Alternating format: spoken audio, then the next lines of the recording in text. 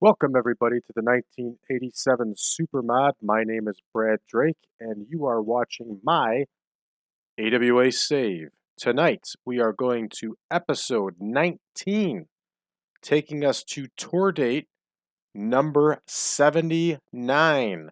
So, you've been with us a while. We've done quite a few shows, and we are having a lot of fun on this save. Last episode, we took one of our tag matches and turned it into a six-man tag match. We're going to do the same thing tonight, but with the ladies. So more of that later. There's something that caught my eye on the main screen where Jim Barnett is retiring. I wonder if he was released from the WWF. Yes, he was. For those of you that don't know who Jim Barnett is, Jim Barnett was one of the most powerful men in the history of pro wrestling who had a great deal of influence over several promoters, including Vince McMahon Sr., Bob Geigel, Sam Muchnick. Jim Barnett, for years, booked the NWA World Heavyweight Traveling Champion. He also did a lot regarding money-wise with the NWA. Jim Barnett is a fascinating character. If you do a little bit of research on him, you will find all sorts of eccentric stories and everything else about Jim Barnett. But at the end of the day, Jim Barnett was a very talented promoter.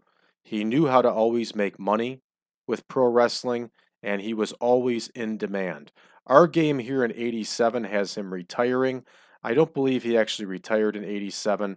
I think he ended up moving over to WCW and had a consultant's job over there into the early 90s. In 1987, he was actually employed by the WWF. In this game, it looks like he was dropped by them. And he was just a really influential individual in the world of pro wrestling, had a lot of contacts, made himself a lot of money in Australia, running his own promotion. He knew what he was doing when it came to wrestling. Now, I'll leave it up to you to research him for all the other oddball stuff that he did, and everybody has an impression of Jim Barnett where apparently he said, "Oh, my boy," when talking to people. So, but that's up to you to look that up. But I found this interesting in the game that he's retiring. So, moving back to our card for this evening, we're going to take Reggie Bennett and Wendy Richter, and we're going to put them into a six-woman tag match with Candy Devine, Penny Mitchell, Vivian St. John, and Jamie West. We're going to add another match, but I'm not sure what that match is going to be yet. So we'll have some fun, and let's get into it. We're going to go ahead and advance the next day. We are into Sunday night, and we are traveling all the way to Salt Lake City, Utah, which, if you remember, we added some venues to Salt Lake City, so we should easily be able to get one of those tonight. I just can never remember if Salt Lake City is in Southwest, and I'm pretty certain it is. So we go to 3 to 6. Let's see if Utah comes up. I might be wrong here. It might be Mid-South. Ah, this is getting interesting already. I can't remember which region it's in. So let's take a look here and make this even broader. There it is. There's the Bruin Arena, 6100. We are gonna run the Bruin Arena tonight. Boy, I gotta start remembering this stuff. Oh well. Let's see what the backstage incidents are. Larry Zbyszko. What's going on, Larry? Larry brought pizza for everybody. That never would have happened. But it's a lot better than dealing with a pain in the ass, Larry Zbyszko, isn't it? Baron Von Raschke is going to give tips to his protege, Master of Mullet, Kevin Collins. All right, so we are booked up. We went through our backstage incidents. Let's take a look now at our absent workers and see if we're affected. Imagine that. Frankie DeFalco is wrestling for the WWF tonight. So is Mike Richards. So is Mitch Snow. I am shocked. Okay, none of these people are going to affect us this evening. So we are starting off with Tanaka versus Summers at 10 minutes. Sorry, Sonny Rogers, not Summers. Threw myself off there for a second. We're going to make sure that Sonny Rogers gets the win. I think he dropped the last two to Tanaka. So we're going to make sure Sonny Rogers gets the win. Sonny Rogers, I first met him in 2002, and he was working for a local independent promotion. He was helping them train, an independent promotion outside of the city of Chicago, and he was going by the gimmick of Mr. TV Guide, and he would go into the ring and he would wear like board shorts and a t-shirt, and then he would sit up on the top rope and read the TV Guide before his match. Hey, it worked. Everybody loves Sonny. Okay, now we have our ladies match that we are turning into a 6-lady match. So there's the 3 versus 3. And we are dealing with Bennett, Devine, and Mitchell versus, I know Wendy Richter is one of them. Richter, Vivian St. John, and West, Jamie West. Let's double check that. I got it. Okay. So we'll go ahead and make our adjustments here. Candy Devine. Man, she looks rough in that picture, doesn't she? Reggie Bennett.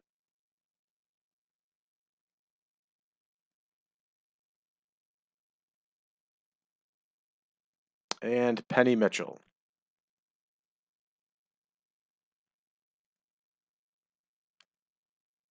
So then we have Wendy Richter, Vivian St. John, and Jamie West. Let's give, see, I was trying to click on St. John. Let's give Wendy Richter the win here. Remember, she's one we're considering a top contender to take the title off of Sherry Martel. So there we go. Our 6-women match is booked. And we'll move on to Alan West and Cactus Jack. We're going to make that a 12-minute match.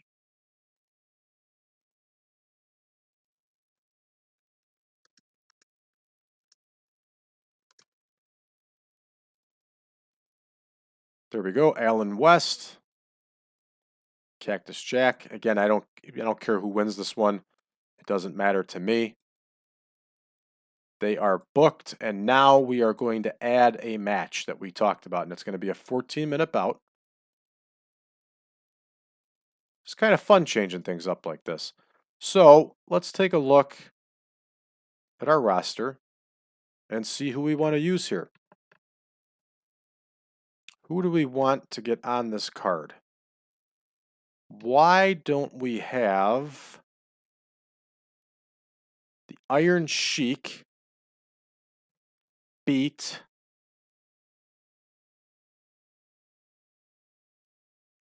Let's have the Iron Sheik beat Steve Olszanowski.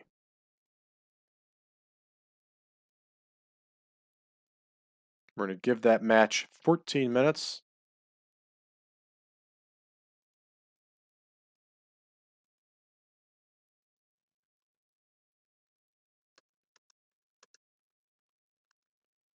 And Sheiky's starting to look good here. He's getting some W's.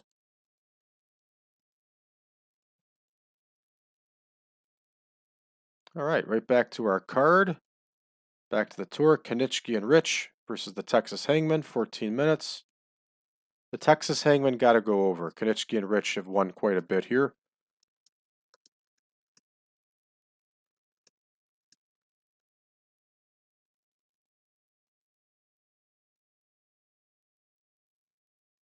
Johnny Rich. Nick Konitschke versus Killer and Psycho. We're going to have Killer get the win here. Like I said, we still got to find these guys a manager. I guess we could have LKC manage them. You know, the WWF, Jimmy Hart had several tag teams, stuff like that. It's not uncommon. So there we go. Killer gets the win.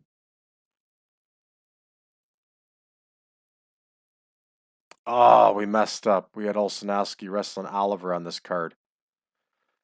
Okay, let's change out Olszanowski with another face. I missed that. I wasn't paying attention. So let's put Rip Oliver in there, and then let's take a look back at our list of faces.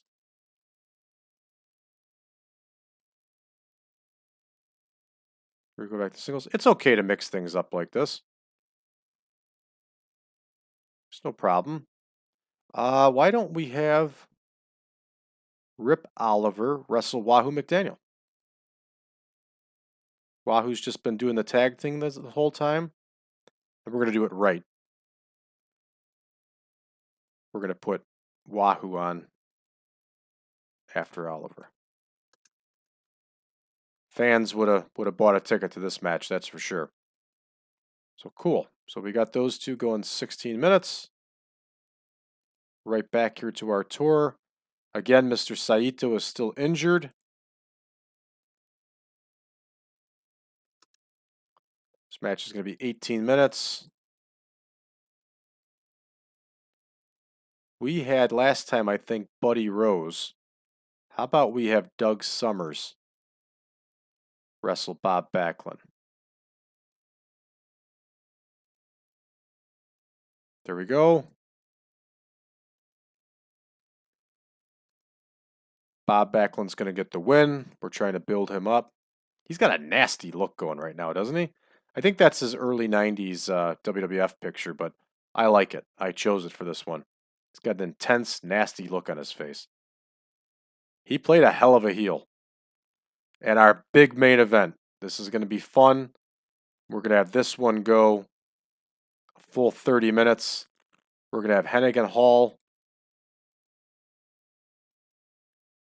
And, we're not going to go cage. Hennig and Hall versus Bockwinkel and Zbyszko.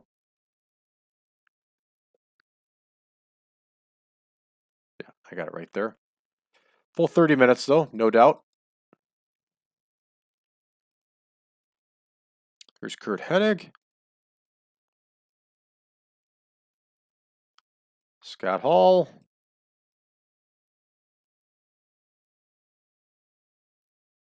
Nick Bockwinkel, the champion. And he is one hell of a champion here for us. Versus Larry Zbyszko. We're going to get Larry Zbyszko the win by cheating. It's going to be an epic. It's going to be a tainted win.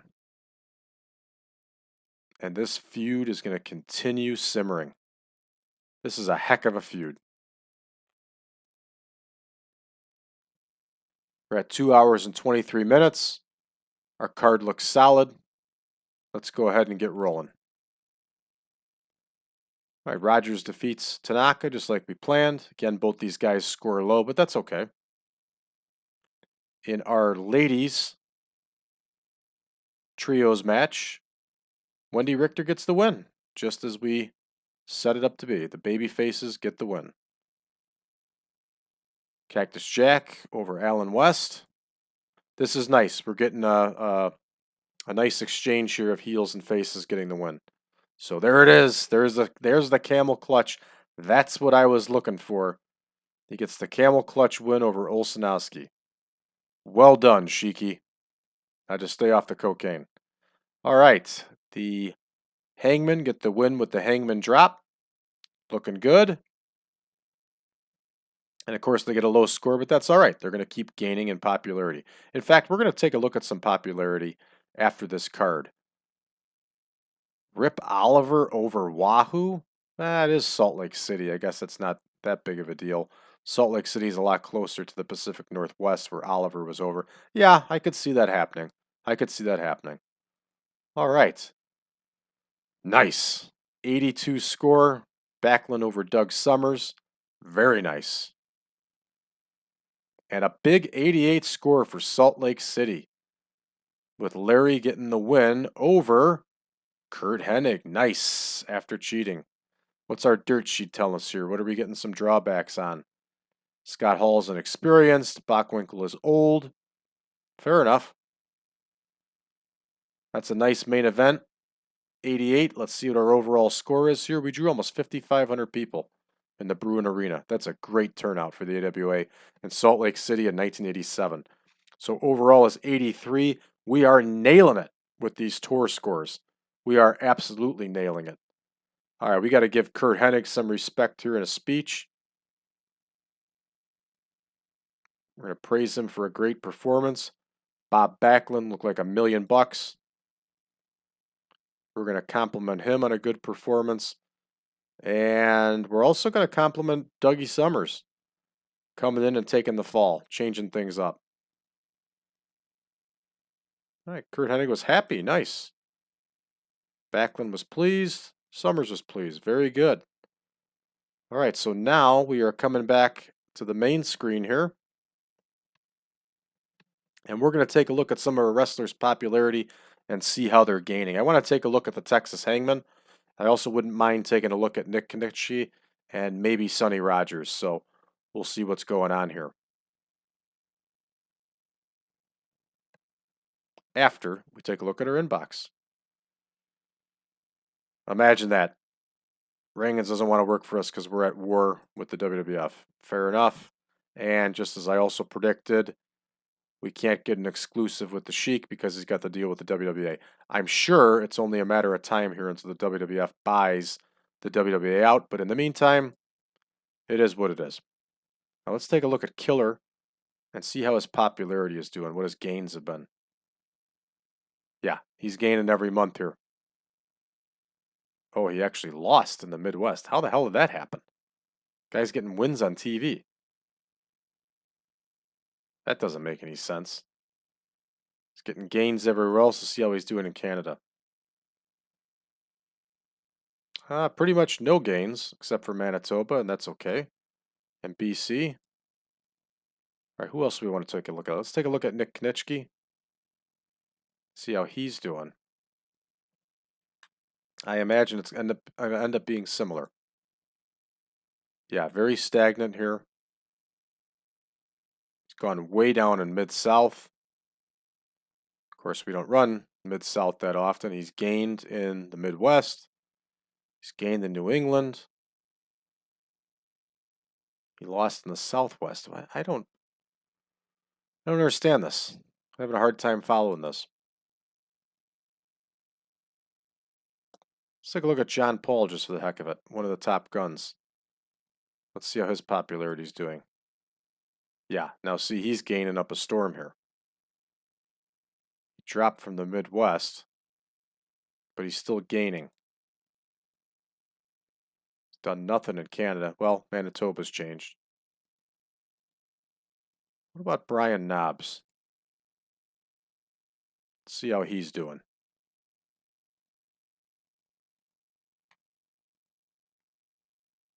He just lost in Great Lakes. How? He's gaining everywhere else. I just don't understand the mathematical formulations in this game. I just don't get it. All right, Akira Maeda is going to take a fight. Nice. Pro Wrestling America. Did all their TV tapings, 4 in a row. Let's see what the WWF did. Junkyard Dog over Rick Rude. This game loves Junkyard Dog. How'd the NWA do? All right, another one that was pay-per-view. Flair takes out Nikita Koloff. Nice. Rock and Roll Express versus Mike Graham and Black Bart. That's an odd combination, but it got a really good score. Lex Luger's the U.S. Heavyweight Champion. Nice. Wyndham and Dusty Rhodes versus Lasertron and Simmons. What did they do here? They turned Lasertron and Simmons heel? It's kind of strange. All right, I think that does it for us folks for this episode. I'm glad you joined us. Again, I am very happy with all your feedback. A lot of you are sending me emails wanting the super mod. So if you are one that wants the super mod and you don't have it yet, visit my website, braddrake.net/contact. Let me know you want it. I'll be more than happy to send you the Google Drive link. You can download the picture pack, you can download the game, and you are good to go. After you do that, why don't you come talk about it with us on the Facebook group for the 1987 Supermod. It's at facebook.com/1987Supermod, facebook.com/1987Supermod. Okay?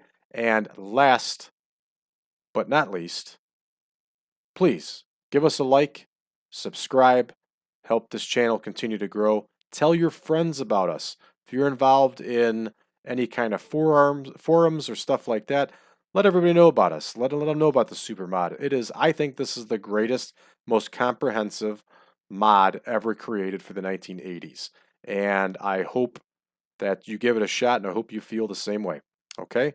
And last but not least, I wish all of you a pleasant day or a pleasant evening, whichever it may be for you. Thanks for tuning in, and I will see you next time.